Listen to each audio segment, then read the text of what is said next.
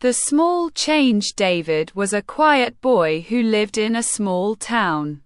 Every morning, he woke up early, drank a cup of tea, and walked to school. His life was simple and almost the same every day. Sometimes he felt bored because nothing exciting seemed to happen.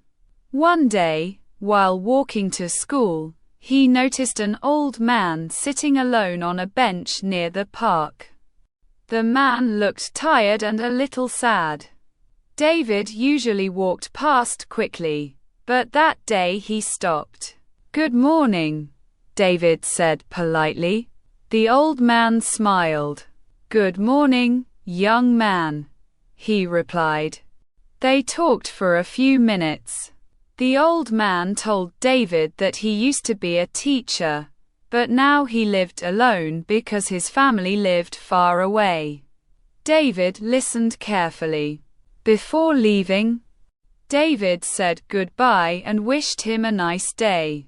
The next morning, David decided to stop again.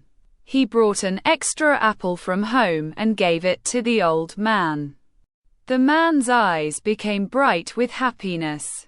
Days passed, and their short conversations became a daily habit. David's something surprising. He was happier. His days no longer felt boring. A small change in his routine made his life more meaningful. One rainy day, the old man was not on the bench. David felt worried. The next day he returned and finally saw him again. "I was sick yesterday," the old man explained. "But I'm better now. Thank you for talking to me every day. You made me feel less lonely." David smiled. At that moment, he understood an important lesson. Happiness does not always come from big achievements or exciting events. Sometimes, it comes from small acts of kindness. From then on, David tried to help people more, smiling, listening, and being kind whenever he could. He learned that even a small action can change someone's day.